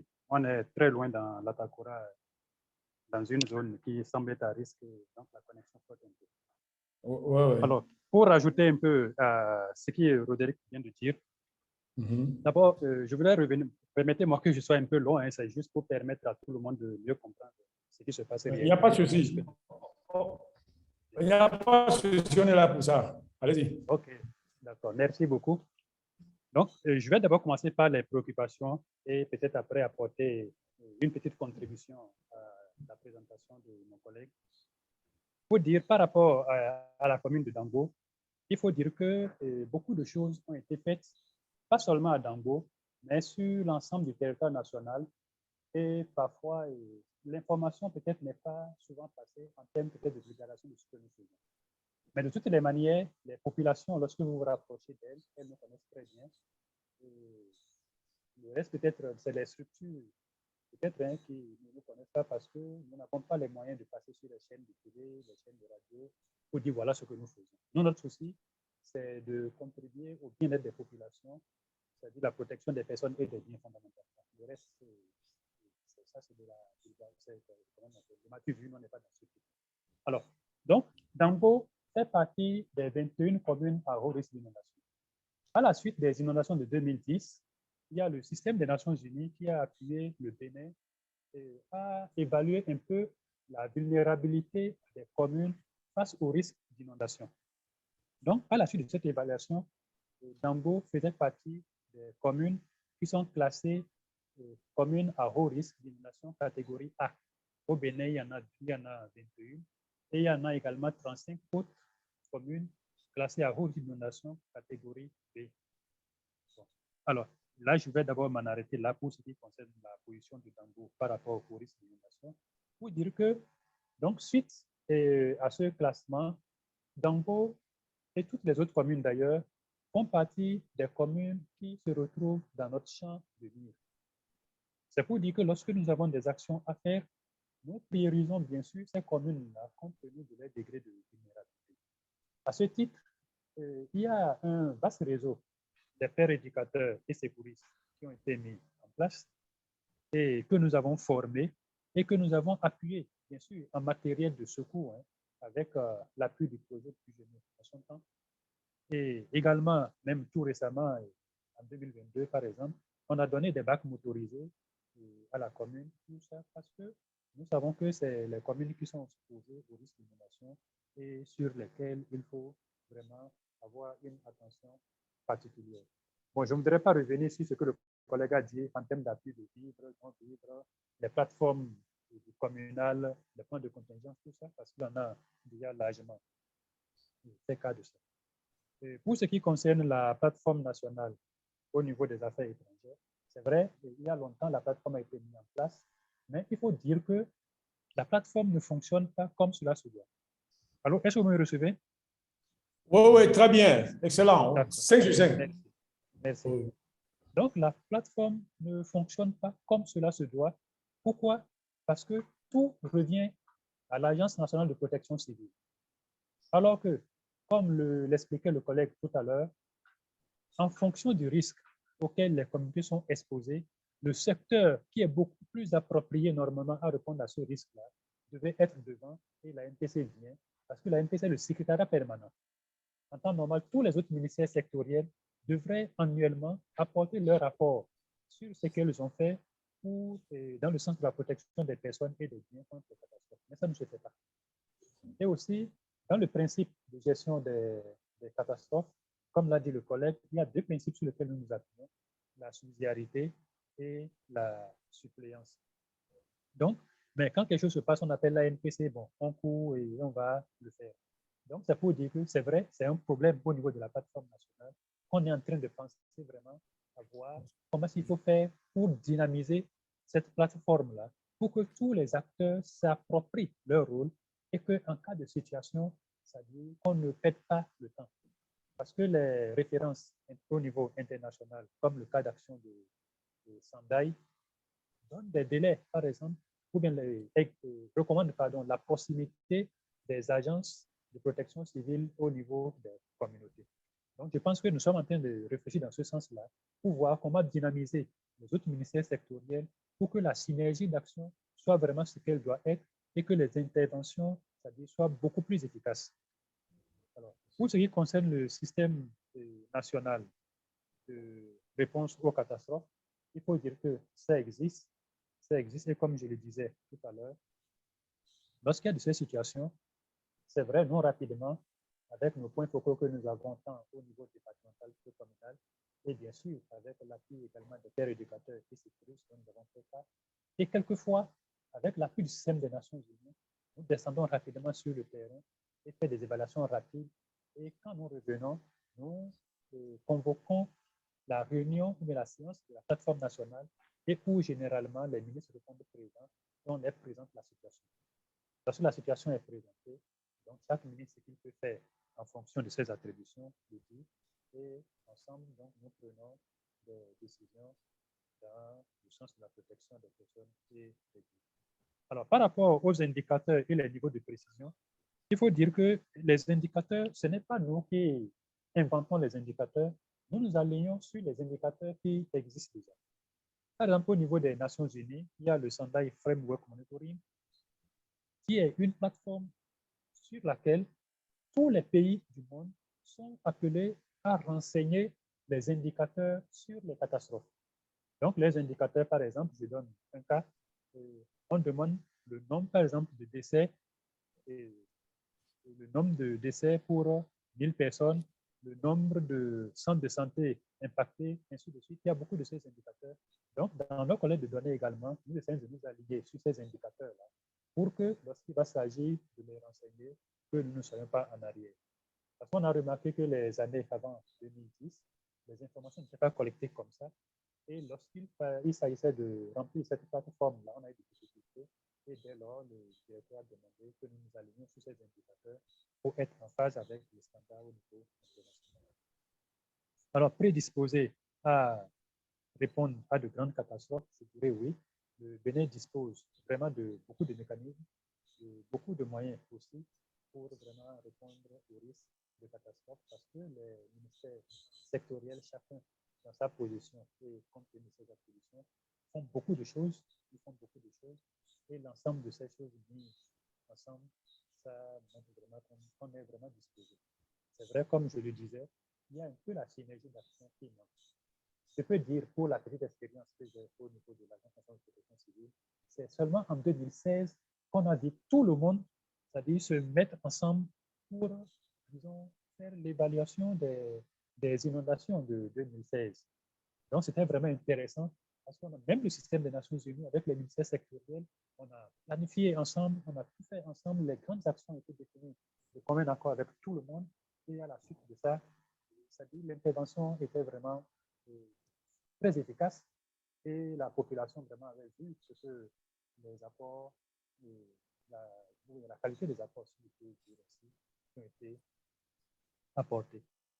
Donc, l'autre chose, les zones les plus à risque, comme je le disais, au Bénin, pour l'instant, les études que nous avons faites, c'est celles qui relèvent des risques d'inondation et où nous avons, comme je le disais tout à l'heure, la classification qui ressort les 21 communes à haut risque d'inondation, catégorie A, et 15 autres catégories B. Certes, il faut dire depuis 2010 jusqu'à aujourd'hui, beaucoup de choses ont évolué. Il y a des communes que nous appelons communes émergentes qui ne connaissaient pas le risque d'inondation, mais aujourd'hui, qui sont très, très exposées au risque d'inondation et qui parfois même enregistrent des dégâts au-delà même des autres communes qu'on connaissait. Aussi, dans la même logique, il y a des communes qu'on avait classées étant parmi les 21 communes à haut risque d'inondation, mais aujourd'hui, qui ne subissent pas vraiment comme ça les aléas d'inondation. Donc, avec beaucoup de projets qui sont en cours actuellement chez nous, on est en train vraiment aussi de vouloir actualiser, disons, cette liste-là pour prendre en compte les nouvelles communes qui se retrouvent dans cette situation-là. Vous me recevez? Oui, on vous reçoit très bien. Continuez, allez-y. Okay. D'accord, merci. Mais le problème, c'est que le volume monte, il descend. Peut-être si vous pouvez stabiliser un peu l'appareil. Ok, d'accord. Okay, c'est bon, merci. C'est bon maintenant? Oui, c'est bon maintenant. C'est un peu plus fort. D'accord. D'accord, merci beaucoup. Donc, le niveau d'appréciation des populations par rapport aux actions de la NPC, là, je ne dirais pas que la population apprécie très bien les interventions, mais je dirais simplement peut-être si vous avez un mécanisme de descendre auprès des communautés pour leur demander si elles nous connaissent et quelles sont leurs appréciations par rapport à ça, ça serait beaucoup plus intéressant. Ben, c'était juste pour dire que la population nous connaît très bien. Et quand il arrive des périodes où peut-être nous devons venir passer des informations, nous ne venons pas, il faut dire que c'est les communautés elles-mêmes qui nous appellent, les maires nous appellent, les points focaux nous appellent, et certaines organisations même de la société civile, notamment les ONG à vocation humanitaire qui se retrouvent, nous font appel pour dire, cette année, on ne nous a pas vu, qu'est-ce qu'il y a, quelles sont les informations dont vous disposez sur tel phénomène, par exemple. Donc, l'autre chose aussi, c'est que actuellement, comme l'avait dit le collègue, le seul risque sur lequel nous avons vraiment fait des études pour voir la vulnérabilité des communes, c'est sur le risque d'inondation. Mais on est en train de réfléchir avec certains partenaires aussi pour voir aussi par rapport aux futurs risques, comment est-ce que ils peuvent nous appuyer à faire des études pour qu'on ait aussi la classification des communes du Bénin par rapport à ces risques-là. Et quoi d'autre encore, et je ne sais pas. Bon, pour ne pas être là, je pense que c'est ce que je peux apporter à ce que le collègue Roderick a dit.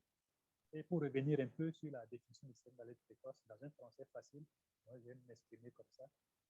Que ce que nous appelons en fait système d'alerte précoce, de façon terre à terre, c'est le mécanisme par lequel l'information sur la survenance des catastrophes parvient à la population. Et là, pour le faire, comme il l'avait dit, il faut disposer de données techniques fiables sur l'évolution des facteurs de risque de catastrophe afin de les mettre à la disposition des structures de décision et de la population. Voilà pourquoi il parlait, lorsqu'il présentait le MOON, c'est-à-dire le mode opératoire normalisé de communication et de diffusion des alertes hydroclimatiques, il a parlé des institutions qui produisent des informations et des institutions qui sont chargées, disons, de porter l'information, de diffuser les informations, et, disons, la population qui reçoit à la base. Donc, effectivement, par rapport aux 5 risques dont il avait cité, dont il prend en compte, qui est pris en compte par le système d'alerte précoce au Bénin, il y a la météo, il y a l'université, il y a la DGO qui se mettent ensemble parce qu'ils ont des stations hydro dans beaucoup de communes du Bénin qui envoient, disons, des données ces institutions qu'elles étudient et elles produisent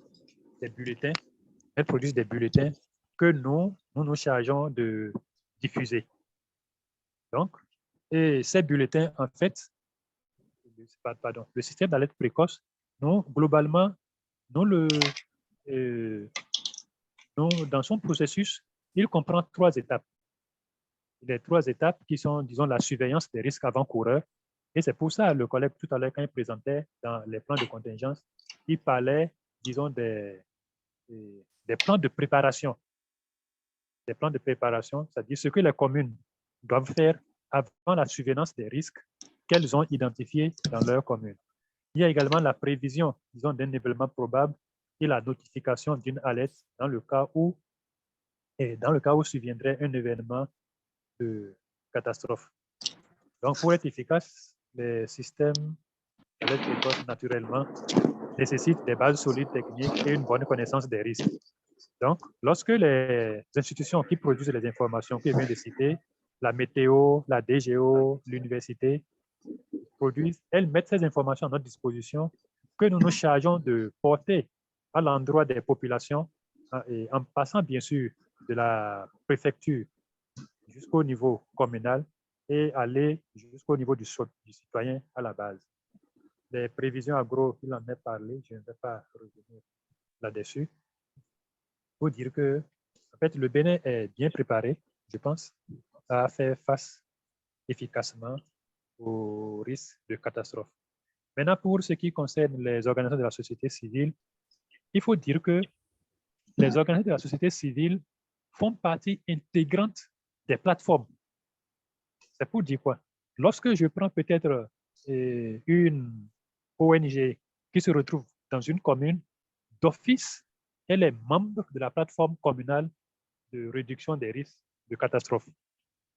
C'est ce qui fait que dans les plans de contingence, nous avons ce que nous appelons les clusters. Les clusters, en fait, disons, ce n'est rien que des groupes thématiques qui se penchent sur, disons, des questions spécifiques en fonction de leur spécialité. Il y a des ONG, par exemple, qui sont spécialisées dans le WASH. Donc, lorsqu'il y a des situations de catastrophe, ces ONG se concentrent uniquement sur ce qui est le WASH. Donc, d'autres qui sont peut-être sur la protection de l'enfance et autres se penchent également sur ces questions. Et à la fin, disons, l'ensemble des propositions issues des groupes thématiques est mis ensemble pour voir comment est-ce qu'apporter de façon très efficace une réponse à une situation qui s'est posée de catastrophe dans une commune. Bon, je pense que je ne serai pas long, je vais m'arrêter là. Et si peut-être il y a d'autres questions, en attendant que le collègue ne nous retrouve, donc je vais essayer d'apporter des clarifications, bien des apports de réponse. Merci. OK, merci beaucoup, M. Assouma. Vous savez, en matière de connaissances, on ne peut jamais exprimer une satiété lorsque le savoir se déroule avec une telle aisance.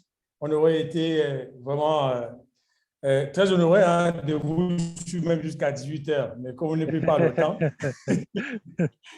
Bon, de toute façon, je crois que aussitôt que j'ai pris contact avec Roderick, oui, il connaît un peu mon niveau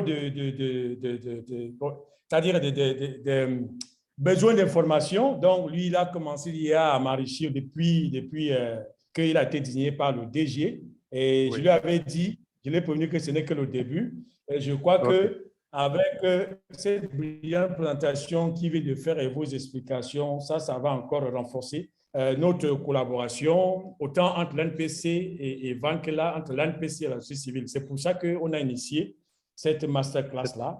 Et je crois que vraiment, on est très bien servi. On sait que vous êtes coincé par le temps. Donc, je ne vois pas de main levée, mais je ne me saurais, je n'aurais pu m'abstenir de dire un mot également, surtout d'exprimer mes préoccupations. Je sais que Roderick, il ne va pas être surpris par ma question parce que dans nos premières discussions, c'était par rapport à la mise en jour du plan de contingence. Il m'a dit qu'il est un peu suranné. Je ne sais pas si les perspectives sont bonnes parce que nous, on a besoin pour que, au niveau de la société civile, en fonction des zones, comme vous avez dit que vous avez une cartographie des zones à risque, que nous, on active nos acteurs qui sont dans ces zones-là. Pour que, surtout par rapport au SAP communal, qui puisse remonter l'information assez rapidement, même à une fréquence quotidienne. Donc, ça, c'est ma première préoccupation. La deuxième, elle est un peu liée à la première, c'est-à-dire le rôle des OSC dans la mise à jour de la matrice des risques. Parce qu'aujourd'hui, c'est vrai, on peut aisément lister les catastrophes, bien les aléas auxquels les communautés ont été exposées depuis 30-40 ans. Mais il y a souvent certains phénomènes qui passent peut-être une fois tous les 5 ans. Je crois qu'avec une forte collaboration des OSC, on peut avoir une documentation dans ce sens-là. Et cela m'amène à justement faire allusion à la question du changement climatique. Vous savez, c'est notre dada aujourd'hui, nous les acteurs des urgences. Et c'était de voir un peu dans vos provisions saisonnières. Vous savez, la dernière réunion du CIS, elle a eu lieu ici à Cotonou en février. Ils ont sorti un rapport. Donc, je voulais savoir, je sais que Météo Bénin, par exemple, est allé sur le terrain pour faire la sensibilisation dans les zones agricoles. Je ne sais pas encore si vous aviez été mis conjointement à profit pour pouvoir faire ce travail-là. Et avec une autre structure de l'État, la cellule technique SATSA, cellule technique d'analyse de la sécurité alimentaire. Pour moi, ces provisions saisonnières-là, j'aimerais savoir, est-ce que vous tenez compte du changement climatique, 1. De 2, est-ce que vous arrivez à le faire de façon conjointe? Parce que ça va nous faire bénéficier, nous, la société civile. Si l'NPC, la CT SATSA et Météo Bénin, vous mettez ensemble, je crois que ça va permettre de rationaliser certaines ressources qui sont d'ailleurs très, très minimes, surtout pour les gens sur le terrain, et pour maximiser également les actions qu'on peut attendre des OSC. Ça, c'est ma troisième question. Ma quatrième, c'est par rapport au bulletin des alertes, parce que j'ai beaucoup aimé le style, il est très simple, direct et précis. Je voulais savoir, vous avez évoqué tous les deux les mécanismes de diffusion, mais je voulais savoir, est-ce que dans les cibles à atteindre par rapport à cette diffusion du bulletin, est-ce que les OS clés dans les zones qui sont affectées sont touchées? Sinon, qu'est-ce que nous on peut faire pour faciliter ces diffusions de l'information? Et ça m'amène également à une autre question, à savoir, vous savez, les couleurs, nous qui savons parler français et anglais et d'autres langues là, on peut s'en sortir. Mais dans les zones rurales, parfois c'est un peu compliqué. Je veux juste partager une expérience que j'ai eue dans une zone où, bon, je suis un peu habitué à travailler dans les zones un peu compliquées, où il y a les tsunamis, les volcans et tout. Il y avait souvent des drapeaux qu'on plaçait pour que les gens n'aillent pas faire leur chant dans les zones volcaniques. Et les gens ne savaient pas la différence entre le vert, le rouge et le jaune. Et souvent, quand l'éruption se déclenchait, c'était difficile de faire évacuer les gens parce que les gens allaient même quand il y avait le drapeau rouge. Donc, je voulais savoir qu'est-ce qui est fait pour que les gens, la communauté maîtrise la symbolique des couleurs. Et bon, une autre préoccupation, bon, on peut ne pas tout répondre à ces préoccupations aujourd'hui. J'ai dit, ce n'est que l'ouverture d'une collaboration. On va travailler ensemble pour pouvoir ressortir les éléments de réponse à ces questions-là. Et vous avez également évoqué pour le SAPC, SAP communal, qu'il y a quelques communes qui sont en phase test. Est-ce qu'on peut connaître ces communes-là pour que l'on se rapproche d'elles pour tirer des leçons de ce qui est en train d'être testé sur le terrain, parce que ça nous intéresse énormément. Bon, la dernière question, pas des moindres, c'est là où M. Rodrigo avait parlé du point de départ des SAP, que c'est le chef du village. Bon, souvent, le chef du village ne travaille pas seul. Il travaille avec tout ce qu'il y a comme élite locale, tout ce qu'il y a comme autorité. Je voulais savoir quel est le rôle des chefs religieux dans vos dispositifs parce qu'ils jouent un rôle capital. Parce que chacun de nous, sur 7 jours dans la semaine, on va toujours discuter avec un leader. Ça peut être un chef Bokono, ça peut être prêtre, ça peut être un imam, tout ce que vous voulez, mais chacun est rattaché à une religion. Donc, ces personnes-là, on a souvent tendance un peu à s'y méprendre. Ces personnes jouent un rôle capital en termes de mobilisation de la population, surtout en termes de diffusion de l'information. Et comment est-ce que quelle est leur position dans votre dispositif? Voilà, je n'ai pas voulu être trop long, mais rassurez-vous, M. Assouma Roderick, ce n'est que le début de nos discussions. Roderick en sait quelque chose. Oui, il n'y a pas de souci. À vous. Oui. Nous restons entièrement disponibles, hein, très, très disponibles. Et nous n'avons pas d'heure. Même si c'est à 1h du matin, vous pouvez nous appeler, nous allons répondre. Parce que nous sommes là pour ça. Alors, donc par rapport à la vulgarisation des prévisions saisonnières dont vous parlez, il faut le dire que nous le faisons ensemble avec la météo, avec la DGO et bien d'autres acteurs aussi. Vous me recevez? Oui, on vous entend très bien. Le micro est nettement bon maintenant. Oui, c'est ça. OK. D'accord, merci. Donc, je disais qu'il y a une forte synergie d'action, surtout quand ces structures-là, c'est-à-dire la NPC, la météo, la DGO et le laboratoire également de l'université qui participe à la production, disons, des informations hydroclimatiques qu'elles mettent à notre disposition. Bon, effectivement, par rapport au SAPC dont vous avez parlé, je pense que nous allons partager la documentation avec vous. Nous allons voir ça avec Roderick. C'est disponible par rapport aux communes dans lesquelles le SAPC est en train d'être expérimenté. L'autre chose, par rapport aux chefs religieux, tout ça, le collègue Roderick, dans sa présentation, avait parlé des autorités politico-administratives, de même que les populations. En fait, nous connaissons la force des leaders d'opinion qui sont soit les chefs religieux, les chefs traditionnels. C'est des personnes que nous exploitons vraiment beaucoup, et pour, disons, passer des informations. Parce qu'il y a des contrées dans lesquelles ces derniers ont vraiment des voix prépondérantes. Donc, nous exploitons tous ces canaux-là pour la diffusion, disons, des informations. L'autre chose que j'avais oublié de dire et que je tenais vraiment à le dire, c'est pour dire que la sensibilisation sur la réduction des catastrophes est classée dans ce que nous appelons les tendances lourdes. Et il y a des communes ou bien des communautés qui sont exposées, mais lorsque vous allez leur dire, cette année, voici peut-être le comportement de la nature, ou bien peut-être qu'il y aurait des inondations, priez et peut-être rejoindre les sites qu'on a peut-être identifiés, ou bien les écoles dans lesquelles nous avons aménagé, et en attendant que peut-être les eaux ne passent et autres, les populations disent non, qu'elles ne quittent pas, qu'elles sont nées dedans, elles sont habituées et qu'elles vont gérer, généralement. En 2019, par exemple, le ministre nous avait envoyé à Karigui, c'est dans une localité de Karimaman, une localité qui est annuellement, et chaque année, quel que soit le degré de pluie, même si c'est une petite pluie, c'est une localité qui est toujours inondée. Le ministre a dit d'aller les faire comprendre que lui, la situation le gêne, du fait que de façon récurrente, ces communautés, la paix de leurs biens, passent aux eaux.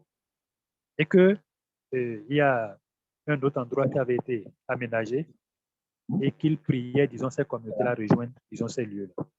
Nous sommes allés. Si à un moment donné, on ne s'était pas ravisé sur nous-mêmes, ce n'est pas évident qu'on allait revenir. Parce que la communauté a dit qu'il n'y a pas question, elle ne bouge pas, et donc c'est comme ça. Et ce qui a été bizarre, cette année, comme l'a dit le collègue Roderick en 2019, la quantité d'eau que le Bénin a enregistrée était au-delà de celle que nous avons eue en 2010. Mais les dégâts ont été moindres à cause, disons, de l'impact des sensibilisations que nous avons portées auprès des populations et des informations qu'elles ont reçues également sur les changements climatiques et autres. Et actuellement, si vous prenez Malanville, malgré qu'il y a les inondations, malgré qu'il y a les eaux qui montent, rarement vous allez entendre peut-être que les champs ont été inondés ou bien les écoles, tout ça, parce que la population a compris. Et quand nous passons nos sensibilisations, elles les mettent en œuvre. Et avant que soit les eaux ne viennent ou bien les risques sur lesquels nous les avons sensibilisés n'apparaissent, elles ont déjà fini peut-être ce qu'elles doivent faire.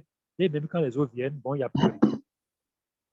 Donc, le résultat ou bien l'évaluation de 2019, le Post-Disaster Need Assessment que nous avons élaboré est là et tout est, disons, retracé dedans. Bon, je ne sais pas, comme vous l'avez dit, nous allons rester vraiment en contact. Et par rapport à la documentation sur peut-être d'autres choses peut-être que vous voudrez, nous allons les mettre à disposition. Pour ce qui concerne le SAPC en expérimentation, nous allons également mettre, disons, ces communes à votre disposition. Les communes à haut risque aussi, nous allons vous faire part de ça. Mais les communes à haut risque, tout le monde connaît ça. Mais nous allons mettre tout ça à votre disposition. Et comme je le disais tantôt, nous n'avons pas de repos, nous n'avons pas d'heure libre pour le plaisir. Nous sommes là pour porter assistance à la population et nous sommes vraiment très contents de votre participation, de votre implication, de votre projet d'implication dans le processus de réduction des catastrophes. Et aussi, je voudrais dire que cela s'inscrit dans la logique que nous sommes en train de prôner actuellement, faire de chaque citoyen un vecteur ou bien un acteur essentiel de protection civile et que chaque acteur, c'est-à-dire où il se retrouve, connaisse les règles minimales qu'il faut pour être à l'abri des risques de catastrophe. Je pense que le collègue Aganiso est déjà de retour. Je vais peut-être m'arrêter là. Je ne sais pas si j'ai répondu ou bien j'ai pris en compte tout ce que vous avez demandé. Donc voilà, nous sommes toujours là quand même. S'il y a d'autres préoccupations aussi, OK, merci beaucoup, M. Assouma. Je crois que vous avez vraiment parcouru l'intégralité de mes préoccupations. Je vais juste voir au niveau de la discussion qu'il y a... Oh, je vais fermer ça. Alors, je suis là. Hein? Oui, en fait, je veux voir si... Bon, je ne vois pas de main levée. Ah oui, Roderick, oui. Allez-y. Bon, merci. Hein. Je voudrais remercier également mon collègue qui m'a beaucoup appuyé. J'ai été lâché tout à l'heure par la connexion. Donc, comme il est prévenu, il a pris le relais, quoi. Bon, alors, je voudrais, si vous permettez, c'est pour vous citer un peu des communes déjà qui ont bénéficié du SAPC. Hein? Je peux vous les citer pour que vous les noter en même temps. C'est bon, ça peut aller? Oui, ça peut aller. Bon, actuellement, je sais qu'il y a la commune d'Abomey-Calavi, la commune de Zé, Porto Novo, Semekoji et Soava. Ça, le SAPC a été installé là à travers le projet VNG. Hein, le projet VNG financé par le Royaume des Pays-Bas. Et je crois que même d'ici le vendredi, ils sont en train de vouloir doter ces points focaux-là de quelques matériels, toujours pour la mise en œuvre, ou bien, oui, pour la mise en œuvre du SAPC. En dehors de ça, il faut dire que l'année 2021, non, en 2020, il y a également le projet Omid d'État qui est aussi dans la démarche de mettre en place le SAPC dans les communes de Dangbo, Agégué, Adjoum, Bonou, Mouenchi, Zayando, Sobodomé et Soava également. Vous voyez, il y a un doublon de Soava dedans. Dans ce processus, ils se sont rendus compte qu'il y a un qui a déjà pris en compte Soava, mais ils ont laissé. Donc, pour eux, pour émettre d'État, on a déjà fait la collecte des données sur le terrain, on a fait le dépouillement, on a déjà tout fait. Bon, il semble que le projet a pris fin et ils sont en attente de la mobilisation des ressources pour l'implantation des balises, je crois. Donc, c'est ce que peut dire Plo. Merci. D'accord. OK. Merci infiniment, Roderick. Merci, M. Assouma. Je ne vois pas d'autres mains levées. Autour de moi, il n'y a pas de main levée. Je crois qu'il ne faut pas qu'on abuse un peu de votre temps. Je sais un peu dans quel contexte j'aurais pu faire cette présentation. Et je ne saurais davantage vous remercier. Et Je vous prie juste de me faire signe dès que vous descendez à Cotonou, parce qu'il faut qu'on ait une discussion, même en ligne, en virtuel, oui, pour pouvoir prolonger ceci. Et ça me permet de maintenir en fait la flamme de la motivation de la société civile pour apporter un appui à l'ANPC. Parce que je sais un peu combien c'est difficile, hein. Je me rappelle à l'époque du temps du doyen Ocho, quand c'était un peu un cas atypique, hein, quand les Togolais sont arrivés au début des années 2000 et après, avec les premières inondations de Malanville, ce n'était pas assez évident, hein, qu'on recouvre les informations. Donc, je sais quel rôle les acteurs civils peuvent vraiment jouer pour pouvoir mitiger non seulement les dangers auxquels sont exposées les populations, mais aussi remonter l'information assez rapidement. Parce qu'il faut reconnaître que le pouvoir de l'action, c'est-à-dire le pouvoir de l'action repose sur l'information. Et quand on n'a pas l'information, on ne peut pas décider, on ne peut pas aller de l'avant. Et là, je crois qu'avec l'appui qu'on reçoit de la maison de société civile, on essaie de faire ce qu'on peut avec les modestes moyens qu'on a, notamment ces masterclass-là, pour pouvoir apporter notre contribution et notre pierre à l'édifice. Donc, voilà, je voudrais remercier sincèrement ceux qui ont pris part à cette masterclass. Je sais qu'il y a une semaine, ils avaient déjà une masterclass sur le cadre harmonisé. C'est un peu chargé. On avait prévenu un peu les partenaires qu'il y a beaucoup de choses à échanger, beaucoup de thématiques clés sur lesquelles il faut qu'ils soient mis à jour. Et quoi qu'aujourd'hui, ceux qui ont suivi et ceux qui vont certainement lire le rapport vont être plus aguerris, plus informés sur ce que l'État fait par rapport à la prévention, par rapport aux réponses. Et chacun pourra se situer qu'est-ce qui peut jouer comme rôle pour pouvoir marquer aussi l'histoire de son côté. Donc, voilà, je ne sais pas s'il y a peut-être une dernière intervention de la part des facilitateurs avant qu'on ne demande à la maison de la société civile de clôturer la séance, parce qu'on avait mis ces modules masterclass-là à la pause, vu qu'avant, on le faisait en fait en présentiel, mais on s'est rendu compte que l'audience n'était pas vraiment élargie. Or, aujourd'hui, on a pratiquement presque une vingtaine de personnes qui ont pu prendre part, parce que c'est mis à 1 heure de pause. Là, on n'empiète pas sur l'agenda de ceux qui sont en service. Ils utilisent l'heure de pause pour pouvoir suivre les masterclass.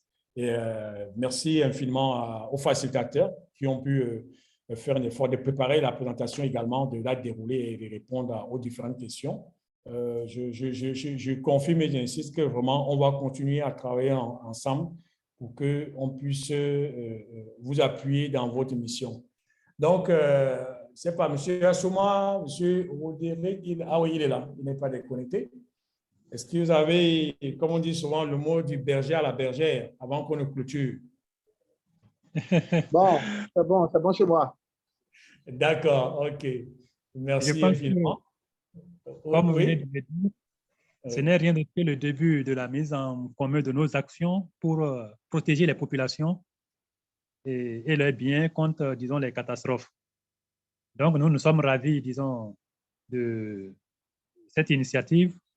Et comme je l'avais dit tantôt, et nous sommes prêts, nous sommes engagés à ce que, disons, l'initiative vraiment soit, et que les résultats de l'initiative, disons, soient atteints et que les objectifs également de protection civile également soient portés au triomphe comme vous l'avez souhaité et comme vous êtes en train de le faire présentement. Donc, merci beaucoup. Et une fois encore, nous restons disponibles, comme je le disais tantôt, à vous apporter que ce soit des informations, que ce soit les appuis, tout ce que vous voudrez quand même, qui vont contribuer, disons, à réduire les risques de catastrophes sur l'ensemble du territoire national. Merci beaucoup. D'accord. OK, merci infiniment. Merci à vous, facilitateurs. Donc, comme de coutume, j'ai essayé de ramasser rapidement les points nodaux de la discussion. Et souvent, on a la coutume de rappeler rapidement quelques points d'action. Donc, je crois que Roderick, il est très intelligent. Il a déjà commencé à répondre au premier point d'action, à savoir les noms des communes où il y a le SAPC. Mais quand même, je me ferais également un petit malin plaisir à lui demander s'il peut nous envoyer ça par écrit. De toute façon, il va le contacter après. Ça nous permet de le mettre dans le rapport et de titiller les OSC qui sont dans ces zones-là, qu'ils soient éveillés et qu'ils participent à la veille citoyenne sur ce qui va être fait dans la zone.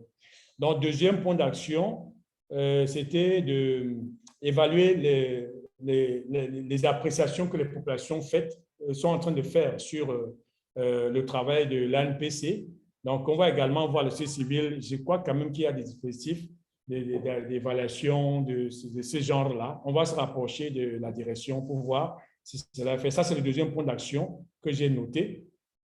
Et un autre point d'action, peut-être, si c'est possible, de partager avec nous la dernière évaluation qui a été faite sur Malanville. Vous l'avez évoqué tantôt, et qui a montré que le dispositif est mis en place et que les dommages sont de moins en moins nombreux lorsque la population est informée à temps. Donc, voilà notamment les quelques… Voilà, le dernier point d'action, si c'est possible, Roderick, de nous envoyer… en mettant sous PowerPoint la présentation, ça nous permet souvent de finaliser le rapport du module et également de garder une sorte de mémoire institutionnelle. Donc, voilà, je crois avoir été fidèle sur tout ce qu'on a eu comme échange aujourd'hui. Certainement, on se reparlera à la fin de votre mission quand vous serez à Cotonou pour davantage élargir les horizons de notre collaboration. Alors, Monsieur Mathias, est-ce que c'est possible de nous dire un mot de fin et surtout de clôture? Allô, Mathias, Maison de la Société civile? Oui, Monsieur Guy. Oui, vous avez la parole. Non, le mot de fin, c'est une expression de satisfaction, de gratitude. J'avoue que tout le temps que je passe dans ce masterclass à suivre les différentes thématiques, je me dis que c'est une chance pour moi parce que les contraintes veulent que je sois obligatoirement là pour la mise en ligne en tout cas la mise en ligne de l'activité, et ça me permet de profiter. Donc déjà, Monsieur Guy, je vous remercie parce que c'est une chance que vous me donnez d'avoir toutes ces connaissances. Et je remercie beaucoup l'orateur. Je ne le vois plus en ligne, mais je dis merci beaucoup à tous ceux qui sont là. La maison de la société civile, comme son nom le dit, c'est la maison des organisations de la société civile. Donc, on a toujours le souci d'être suffisamment utile. Merci beaucoup d'être là. Sans vous, cette formation n'aurait pas son sens. Et elle a connu votre participation et c'est ça qui l'a rendue vraiment intéressante. Merci beaucoup. La maison est là, elle est ouverte. N'entrez pas seulement en ligne. Vous pouvez faire un tour à Cotonou et visiter la maison, voir ses ressources. Nous avons une bibliothèque, nous avons beaucoup de choses aussi. Merci, Monsieur Guy. Et je dis bye bye à tout le monde. OK, merci infiniment. Donc, habituellement, on fait un post-test, mais je vous ai expliqué un peu les circonstances de ce module-là. On espère qu'au prochain module, on va corriger le tir. Merci à tous encore une fois. Donc, on se donne rendez-vous le Mazidat, chargé de l'activité, c'est le 22, c'est ça? Hein? OK, le 22, on aura comme orateur le directeur ou bien son représentant de la direction de l'élevage. Voilà, qui va nous parler de la promotion, de la production animale au Bénin. Donc, en principe, on devra avoir successivement production animale, production halieutique et production végétale. Ils sont déjà tous contactés, on est en train de travailler avec eux, avec la fiche pédagogique et tout, et dans la même logique qu'on a travaillé avec l'ANPC. Donc, rendez-vous est pris pour le 22 et on compte vous avoir tous, sinon plus connectés. À très bientôt. Au revoir.